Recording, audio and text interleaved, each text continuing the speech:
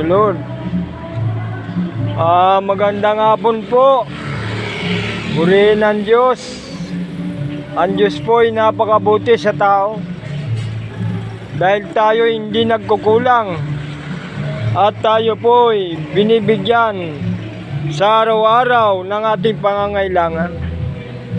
Pasalamat tayo sa Diyos, kumikilos pa tayo at buhay. Dapat palaging pasalamat sa Panginoon. Yan po ang hinahanap ng Panginoon sa tao. Magpuri ang tao sa Diyos. Dahil ang Diyos, lahat ng bagay dito sa mundong ito, siya ang may likha. Linikha niya ang langit at lupa at lahat ng bagay ay kanyang linikha. Purihin ang Panginoon. Ang Diyos, napakabuti niya. Sa kanyang kabutihan ay linikha ng Diyos ang lahat ng pangangailangan ng tao. Purihin ang Panginoon na ang tingin ng mundo sa mga taong nangangaral ng salita ng Diyos ay yan. Makikinig ka dyan, hindi naman nakaporma. Hindi naman nakabihis na maganda.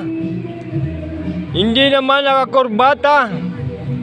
Kaibigan, ang Diyos ay hindi tumitingin sa iyong kagandahan o sa iyong kagwapuan. Si Jesus tumitingin sa puso ng tao. Kung ikaw ba'y nananalig sa Panginoon, kung ikaw ba'y kumikilala sa Diyos, dahil ang sabi sa Bible na ang lahat ng tumanggap kay Jesus Christ ay sila po ay maliligtas. Pag si Jesus nasa iyo ng buhay, nag-aari na sa iyong buhay ang Panginoon, ikaw ngayon ay tatawagin anak ng Diyos.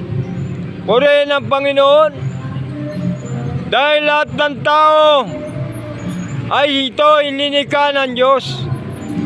Pero lahat ng tao ay hindi anak ng Diyos.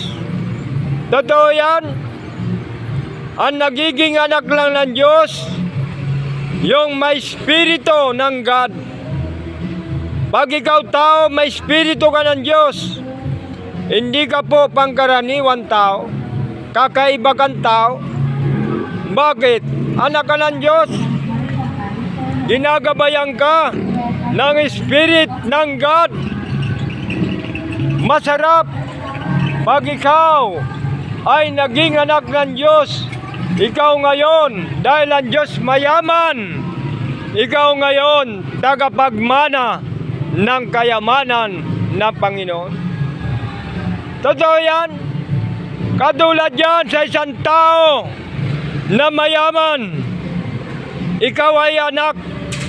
Siyempre, ikaw anak. Ikaw ay tagapagmana rin ng kayamanan ng iyong ama. Pero ang ama mo, Jesus,